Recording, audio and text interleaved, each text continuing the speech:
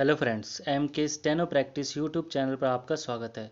आज की वीडियो में 4 डिक्टेशन बोली जाएगी जिसकी स्पीड 70, 80, 90 तथा 100 शब्द प्रति मिनट की होगी। 70 शब्द प्रति मिनट की डिक्टेशन राजस्थान हाई कोर्ट के पैटर्न पर बोली जाएगी जिसमें ब्रैकेट, कोमा तथा पूर्ण विराम भी बोले जाते हैं। तथा बाकी 3 डिक्टेशन 80, 90 तथा 100 शब्द प्रति मिनट की डिक्टेशन एसएससी के पैटर्न पर बोली जाएगी जिसमें पैरा चेंज करते समय 2-3 सेकंड का पॉज लिया जाता है। डिक्टेशन स्टार्ट करने से पहले जो भी स्टूडेंट चैनल पर नए हैं वो चैनल को सब्सक्राइब करें, वीडियो को लाइक करें तथा ज़्यादा से ज़्यादा शेयर करें। इस वीडियो के शब्द चिन्ह, आउटलाइन या पीडीएफ प्राप्त करने के लिए आप टेलीग्राम ग्रुप ज्वाइन कर सकते हैं जिसका लिंक आपको डिस्क्रिप्शन में मिल जाएगा। अगर आप डिस्क्रिप्शन में दिए गए लिंक द्वारा ग्रुप तक नहीं पहुंच पाते हैं तो आप टेलीग्राम पर सीधा एम के स्टेनो प्रैक्टिस 007 सर्च करके भी ग्रुप को ज्वाइन कर पीडीएफ तथा आउटलाइन प्राप्त कर सकते हैं। 70 शब्द प्रति मिनट की डिक्टेशन जो कि राजस्थान हाई कोर्ट के पैटर्न पर बोली जाएगी 5 सेकंड बाद शुरू होगी।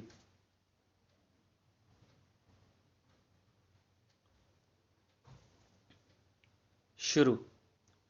लोकतंत्र में जनता की आकांक्षा ही सर्वोपरि होती है, पर वर्तमान दौर में राजनीति जिस करवट बैठ चुकी है, सबसे ज़्यादा जनता की आकांक्षा का ही गला घोटा जा रहा है, यह कभी व्यक्तिगत महत्वाकांक्षा की भेंट चढ़ जाती है तो कभी किसी राजनीतिक दल की महत्वाकांक्षा का शिकार हो जाती है, विडंबना यह भी है कि जनादेश के नाम पर ही जनकांक्षाओं के खिलाफ काम किया जाता है, ताज़ा उदाहरण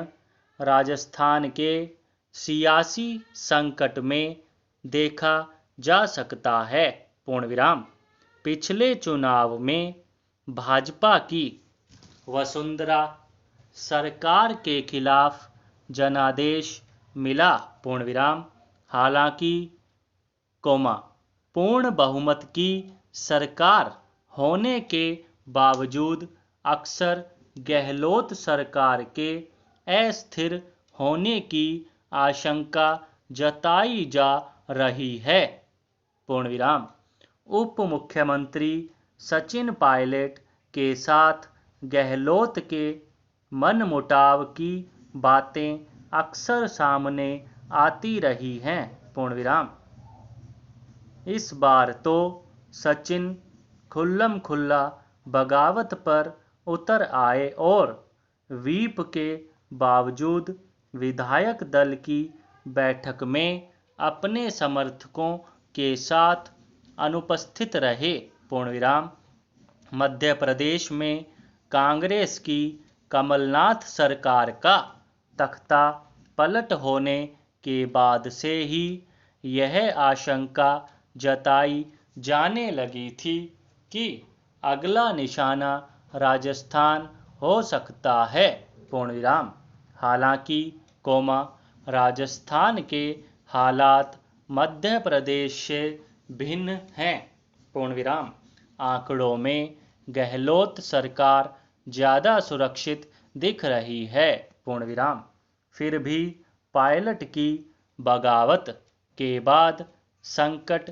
गहरा गया है, कांग्रेस की अंदरूनी गुटबाजी राज्य की जनता की इच्छा पर भारी पड़ रही है, ऐसा नहीं है कि इस तरह की उलटबासी भारतीय राजनीति में अभी शुरू हुई है, जोड़ तोड़ से सरकार बनाने और बिगाड़ने का खेल दशकों पुराना है और उतना ही पुराना है इस खेल से चिंतित होने का सिलसिला पूर्ण विराम। काफी विमर्श के बाद दल बदल कानून बनाया गया ताकि चुनी हुई सरकार को अस्थिर करना आसान न हो, पर नेताओं ने उसका भी तोड़ निकाल लिया है, पूर्ण विराम। तोड़ रोकने के लिए दल बदल कानून में यह प्रावधान किया गया कि 1/3 संख्या न होने पर विधायकों की सदस्यता समाप्त हो जाएगी, पूर्ण विराम। ऐसे में दोबारा चुनाव के जोखिम में जाने के डर से तोड़-फोड़ कम होगी, पूर्ण विराम। लेकिन देखा यह जा रहा है कि धनबल इस जोखिम को कम करने लगा है और सरकार गिराने का कैलकुलेटर रिस्क लेना अपेक्षाकृत कम जोखिम वाला विकल्प बन गया है, पूर्ण विराम। मध्य प्रदेश में यही हुआ, पूर्ण विराम। जिन विधायकों ने कमलनाथ सरकार से बगावत की, वे आज शिवराज सरकार में मंत्री बन चुके हैं, पूर्ण विराम। जबकि पिछले चुनाव का जनादेश शिवराज सरकार के पक्ष में नहीं था, पूर्ण विराम। इससे पहले कर्नाटक और उससे पहले बिहार में इसी तरह जनादेश का मजाक उड़ाया जा चुका है, पूर्ण विराम। तख्ता पलट की कहानी हर राज्य में अलग अलग हो सकती है, पर सब में एक समानता तो है ही, वह है जनता की परवाह नहीं करना, पूर्ण विराम। समाप्त। 70 शब्द प्रति मिनट की डिक्टेशन समाप्त हुई। अब बारी है 80 शब्द प्रति मिनट की। यह डिक्टेशन एसएससी के पैटर्न पर बोली गई है तथा मैटर सेम रखा गया है। 80 शब्द प्रति मिनट की डिक्टेशन 5 सेकंड बाद शुरू होगी। शुरू। लोकतंत्र में जनता की आकांक्षा ही सर्वोपरि होती है, पर वर्तमान दौर में राजनीति जिस करवट बैठ चुकी है, सबसे ज्यादा जनता की आकांक्षा का ही गला घोटा जा रहा है। यह कभी व्यक्तिगत महत्वाकांक्षा की भेंट चढ़ जाती है, तो कभी किसी राजनीतिक दल की महत्वाकांक्षा का शिकार हो जाती है। विडंबना यह भी है कि जनादेश के नाम पर ही जनाकांक्षाओं के खिलाफ काम किया जाता है। ताजा उदाहरण राजस्थान के सियासी संकट में देखा जा सकता है। पिछले चुनाव में भाजपा की वसुंधरा सरकार के खिलाफ जनादेश मिला। हालांकि पूर्ण बहुमत की सरकार होने के बावजूद अक्सर गहलोत सरकार के अस्थिर होने की आशंका जताई जा रही है। उप मुख्यमंत्री सचिन पायलट के साथ गहलोत के मनमुटाव की बातें अक्सर सामने आती रही हैं। इस बार तो सचिन खुल्लम खुल्ला बगावत पर उतर आए और व्हीप के बावजूद विधायक दल की बैठक में अपने समर्थकों के साथ अनुपस्थित रहे। मध्य प्रदेश में कांग्रेस की कमलनाथ सरकार का तख्तापलट होने के बाद से ही यह आशंका जताई जाने लगी थी कि अगला निशाना राजस्थान हो सकता है। हालांकि राजस्थान के हालात मध्य प्रदेश से भिन्न हैं। आंकड़ों में गहलोत सरकार ज़्यादा सुरक्षित दिख रही है। फिर भी पायलट की बगावत के बाद संकट गहरा गया है। कांग्रेस की अंदरूनी गुटबाजी राज्य की जनता की इच्छा पर भारी पड़ रही है। ऐसा नहीं है कि इस तरह की उलटबाजी भारतीय राजनीति में अभी शुरू हुई है। जोड़ तोड़ से सरकार बनाने और बिगाड़ने का खेल दशकों पुराना है और उतना ही पुराना है इस खेल से चिंतित होने का सिलसिला।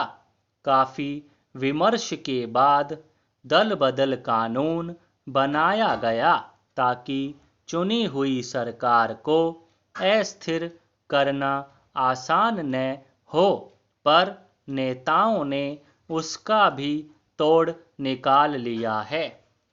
तोड़ फोड़ रोकने के लिए दल बदल कानून में यह प्रावधान किया गया कि 1/3 संख्या न होने पर विधायकों की सदस्यता समाप्त हो जाएगी। ऐसे में दोबारा चुनाव के जोखिम में जाने के डर से तोड़फोड़ कम होगी। लेकिन देखा यह जा रहा है कि धन बल इस जोखिम को कम करने लगा है और सरकार गिराने का कैलकुलेटर रिस्क लेना अपेक्षाकृत कम जोखिम वाला विकल्प बन गया है। मध्य प्रदेश में यही हुआ। जिन विधायकों ने कमलनाथ सरकार से बगावत की वे आज शिवराज सरकार में मंत्री बन चुके हैं, जबकि पिछले चुनाव का जनादेश शिवराज सरकार के पक्ष में नहीं था। इससे पहले कर्नाटक और उससे पहले बिहार में इसी तरह जनादेश का मजाक उड़ाया जा चुका है।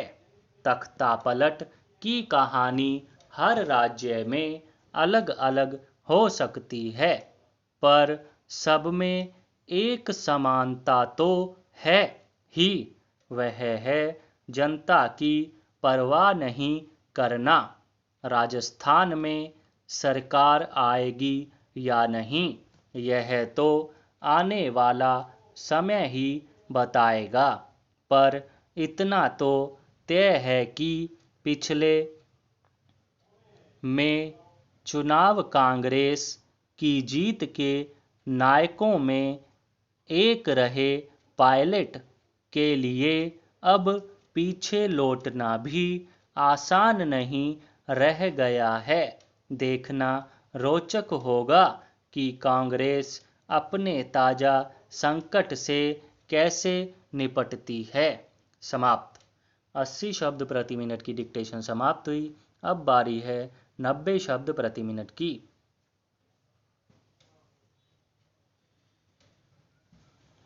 नब्बे शब्द प्रति मिनट की डिक्टेशन 5 सेकंड बाद शुरू होगी।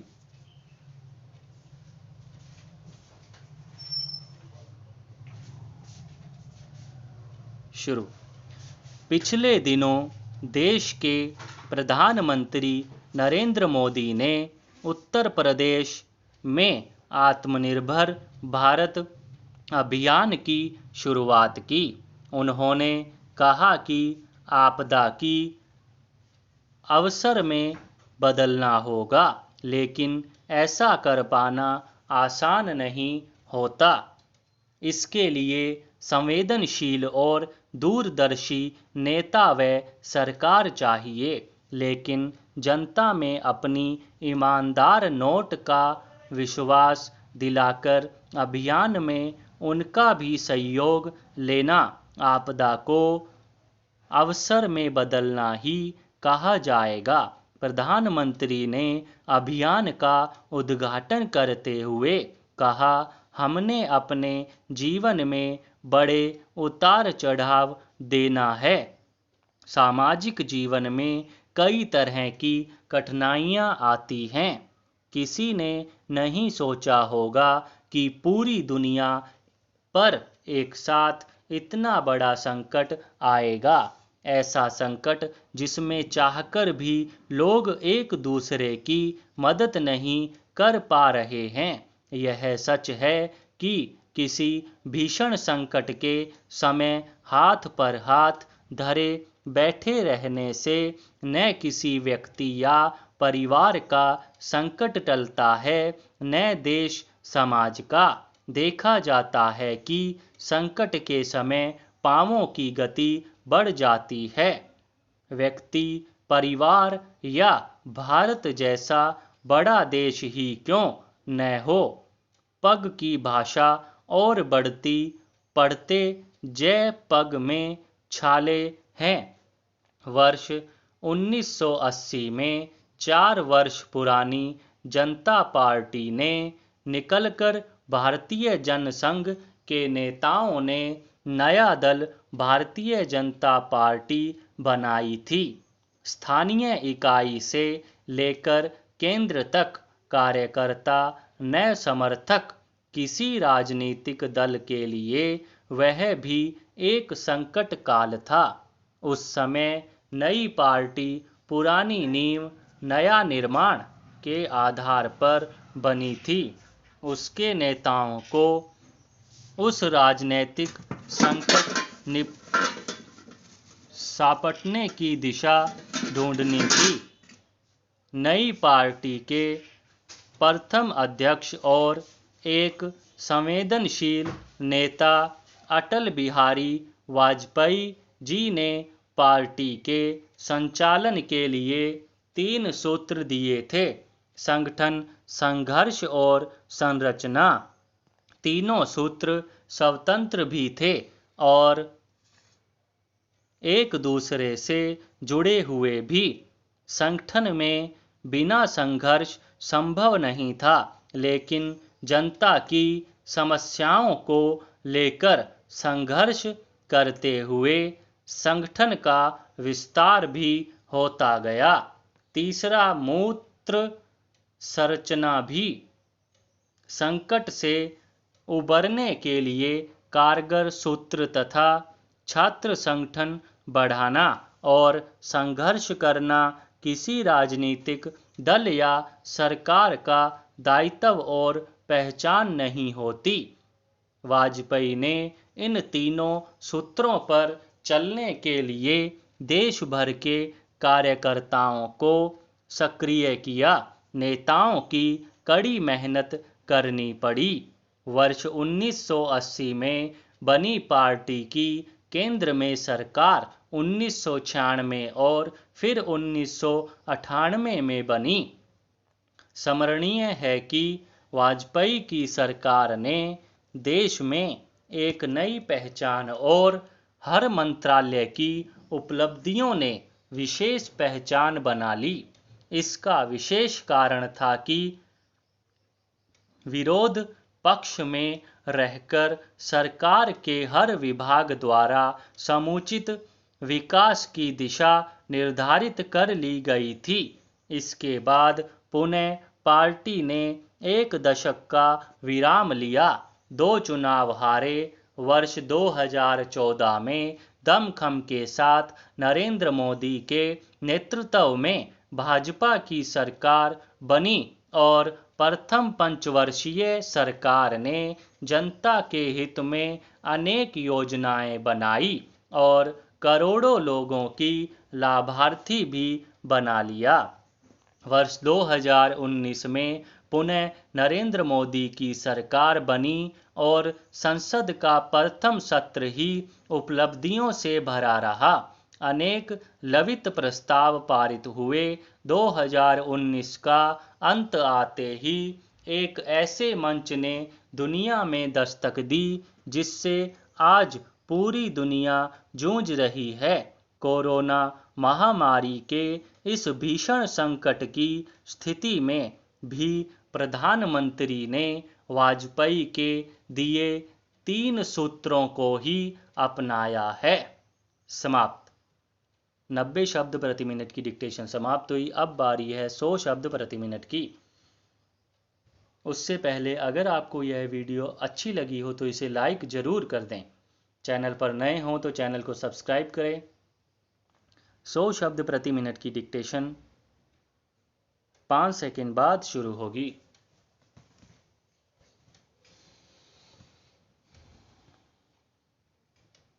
शुरू। पिछले दिनों देश के प्रधानमंत्री नरेंद्र मोदी ने उत्तर प्रदेश में आत्मनिर्भर भारत अभियान की शुरुआत की। उन्होंने कहा कि आपदा की अवसर में बदलना होगा, लेकिन ऐसा कर पाना आसान नहीं होता। इसके लिए संवेदनशील और दूरदर्शी नेता व सरकार चाहिए, लेकिन जनता में अपनी ईमानदार नोट का विश्वास दिलाकर अभियान में उनका भी सहयोग लेना। आपदा को अवसर में बदलना ही कहा जाएगा। प्रधानमंत्री ने अभियान का उद्घाटन करते हुए कहा, हमने अपने जीवन में बड़े उतार चढ़ाव देना है। सामाजिक जीवन में कई तरह की कठिनाइयां आती हैं। किसी ने नहीं सोचा होगा कि पूरी दुनिया पर एक साथ इतना बड़ा संकट आएगा। ऐसा संकट जिसमें चाहकर भी लोग एक दूसरे की मदद नहीं कर पा रहे हैं। यह सच है कि किसी भीषण संकट के समय हाथ पर हाथ धरे बैठे रहने से न किसी व्यक्ति या परिवार का संकट टलता है, न देश समाज का। देखा जाता है कि संकट के समय पांवों की गति बढ़ जाती है। व्यक्ति, परिवार या भारत जैसा बड़ा देश ही क्यों न हो, पग की भाषा और बढ़ती पढ़ते जय पग में छाले हैं। वर्ष 1980 में 4 वर्ष पुरानी जनता पार्टी ने निकलकर भारतीय जनसंघ के नेताओं ने नया दल भारतीय जनता पार्टी बनाई थी। स्थानीय इकाई से लेकर केंद्र तक कार्यकर्ता न समर्थक किसी राजनीतिक दल के लिए वह भी एक संकट काल था। उस समय नई पार्टी पुरानी नींव नया निर्माण के आधार पर बनी थी। उसके नेताओं को उस राजनीतिक संकट सापटने की दिशा ढूंढनी थी। नई पार्टी के प्रथम अध्यक्ष और एक संवेदनशील नेता अटल बिहारी वाजपेयी जी ने पार्टी के संचालन के लिए 3 सूत्र दिए थे। संगठन, संघर्ष और संरचना। तीनों सूत्र स्वतंत्र भी थे और एक दूसरे से जुड़े हुए भी। संगठन के बिना संघर्ष संभव नहीं था, लेकिन जनता की समस्याओं को लेकर संघर्ष करते हुए संगठन का विस्तार भी होता गया। तीसरा मूत्र संरचना भी। संकट से उबरने के लिए कारगर सूत्र तथा छात्र संगठन बढ़ाना और संघर्ष करना किसी राजनीतिक दल या सरकार का दायित्व और पहचान नहीं होती। वाजपेयी ने इन तीनों सूत्र पर चलने के लिए देश भर के कार्यकर्ताओं को सक्रिय किया। नेताओं भी कड़ी मेहनत करनी पड़ी। वर्ष 1980 में बनी पार्टी की केंद्र में सरकार 1996 और फिर 1998 में बनी। स्मरणीय है कि वाजपेयी की सरकार ने देश में एक नई पहचान और हर मंत्रालय की उपलब्धियों ने विशेष पहचान बना ली। इसका विशेष कारण था कि विरोध पक्ष में रहकर सरकार के हर विभाग द्वारा समुचित विकास की दिशा निर्धारित कर ली गई थी। इसके बाद पुनः पार्टी ने एक दशक का विराम लिया, 2 चुनाव हारे। वर्ष 2014 में दमखम के साथ नरेंद्र मोदी के नेतृत्व में भाजपा की सरकार बनी और प्रथम पंचवर्षीय सरकार ने जनता के हित में अनेक योजनाएं बनाईं और करोड़ों लोगों की लाभार्थी भी बना लिया। वर्ष 2019 में पुनः नरेंद्र मोदी की सरकार बनी और संसद का प्रथम सत्र ही उपलब्धियों से भरा रहा। अनेक ललित प्रस्ताव पारित हुए। 2019 का अंत आते ही एक ऐसे मंच ने दुनिया में दस्तक दी जिससे आज पूरी दुनिया जूझ रही है। कोरोना महामारी के इस भीषण संकट की स्थिति में भी प्रधानमंत्री ने वाजपेयी के दिए 3 सूत्रों को ही अपनाया है। आज संकट से लड़ने के साथ रचनात्मक कार्यों पर विशेष जोर दिया जा रहा है। विशेषकर हुनरमंद कामगारों के साथ अप्रशिक्षित या अकुशल मजदूरों के लिए भी रोजगार की व्यवस्था पर बल दिया जा रहा है। जनता के हाथों में रोजगार देना भी सबल सूत्र है। वर्ष 1999 में ही केंद्रीय समाज कल्याण बोर्ड की अध्यक्ष के नाते मेरा ध्यान इस समस्या की ओर गया था। समाप्त। 100 शब्द प्रति मिनट की डिक्टेशन समाप्त हुई। जाने से पहले वीडियो को जरूर लाइक करें, अपने फ्रेंड्स में शेयर करें। चैनल पर नए हों तो सब्सक्राइब कर बेल आइकन दबा दें।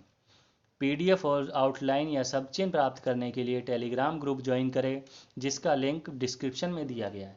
धन्यवाद।